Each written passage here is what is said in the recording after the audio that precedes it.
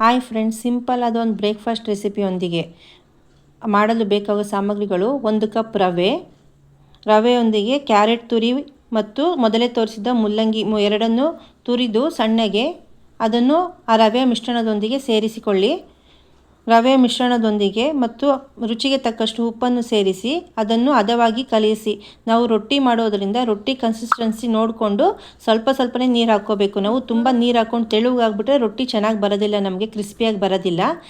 ಅದ ನೋಡ್ಕೋಬೇಕು ನೀವು ಎಷ್ಟು ಹಾಕ್ಕೊಂಡಿದ್ದೀರ ಅಂತ. ನೋಡಿ, ಈ ಥರ ನಾನು ತೋರಿಸಿರೋ ಥರ ಗಟ್ಟಿಯಾಗೇ ಇರಬೇಕು, ತುಂಬ ತೆಳುವಾದರೆ ಬರೋಲ್ಲ. ಪ್ಯಾನ್ ಮೇಲೆ ಇದು ಬಳಿಯೋ ರೊಟ್ಟಿ ಆಗೋದ್ರಿಂದ ಕೈಯಲ್ಲಿ ಮಾಡೋದ್ರಿಂದ ಚೆನ್ನಾಗಿರುತ್ತೆ ಕ್ರಿಸ್ಪಿಯಾಗಿ. ಕೈ ಬಿಸಿ ಆಗೋತ್ತು ಅಂತನೋರು ಅದನ್ನು ಬೇಕಾದ ಸೌಟಲ್ಲಾಗಲಿ ಸ್ಪೂನಲ್ಲಾಗಲಿ ಮಾಡ್ಕೋಬೋದು, ಅದು ನಿಮ್ಮ ಇಷ್ಟ. ಆದರೆ ಕೈಯಲ್ಲಿ ಮಾಡೋದ್ರಿಂದ ಅದು ತುಂಬ ಚೆನ್ನಾಗಿ ಬರುತ್ತೆ, ತೆಳ್ಳಗೆ ಬರುತ್ತೆ, ಕ್ರಿಸ್ಪಿಯಾಗಿ ಬರುತ್ತೆ.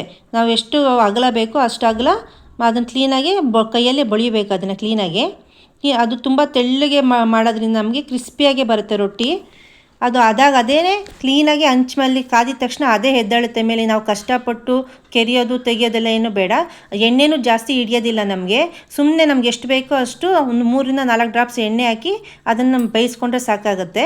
ಅದನ್ನು ನೋಡಿ, ಎಷ್ಟು ನಾನು ತೆಗಿತಾ ಇದ್ದೀನಲ್ಲ ಎಷ್ಟು ತೆಳ್ಳಗೆ ಬರುತ್ತೆ ನೋಡಿ. ಕುರ್ಪಿ ನಾವು ಹಿಂಗೆ ಅಂದ ತಕ್ಷಣ ಅದೇ ಕ್ಲೀನಾಗಿ ಎದ್ಬಿಡುತ್ತೆ. ಅದನ್ನು ಬೇಕಂದರೆ ಹಂಗೆ ಬೇಕಾದ್ರೆ ಮಾಡ್ಕೋಬೋದು, ಇಲ್ಲಾಂದರೆ ಇನ್ನೊಂದು ಕಡೆ ಬೇಯಿಸ್ಕೋಬೇಕಂದ್ರೆ ಮತ್ತೆ ಅದನ್ನು ಬದಲಾಯಿಸಿ ಬೇಯಿಸ್ಕೋಬೋದು. ಮತ್ತು ಸುಮ್ಮನೆ ಒಂದು ನಿಮಿಷ ಅಷ್ಟೇ ಅದನ್ನು ಕ್ಲೀನಾಗಿ ಬೇಯಿಸ್ಕೊಂಡು ಅದನ್ನು ಎತ್ತಿಟ್ಕೊಂಡ್ರೆ ಮುಗೀತು. ಅದಕ್ಕೆ ಚಟ್ನಿ ಚೆನ್ನಾಗಿರುತ್ತೆ, ಕಾಯಿ ಚಟ್ನಿ ಜೊತೆಗೆ ಚೆನ್ನಾಗಿರುತ್ತೆ. ನೋಡಿ, ಕಾಯಿ ಚಟ್ನಿಗೆ ಏನೇನು ಬೇಕು ಎಲ್ಲರಿಗೂ ಗೊತ್ತಿರುತ್ತೆ. ಕಾಯಿ, ಕೊಬ್ಬರಿ, ಹಸಿಮೆಣ್ಸಿನ್ಕಾಯಿ, ಕೊತ್ತಂಬರಿ ಹಾಕ್ಕೊಂಡು ಚಟ್ನಿ ನುಣ್ಣಗೆ ರುಬ್ಕೊಂಡು ಅದಕ್ಕೊಂದು ಒಳ್ಳೆ ಒಗ್ಗರಣೆ ಕೊಡಿ, ಚೆನ್ನಾಗಿರುತ್ತೆ. ಚಟ್ನಿಗೆ ಒಗ್ಗರಣೆ ಮಾಡಿದ್ರೆ ಅದು ಚೆನ್ನಾಗಿರುತ್ತೆ. ನಾವು ಮೊದಲೇ ಹೇಳ್ದಂಗೆ ಮುಲ್ಲಂಗಿ ರೊಟ್ಟಿ ಚಟ್ನಿ ಜೊತೆ ತಿನ್ನಲು ಸಿದ್ಧ.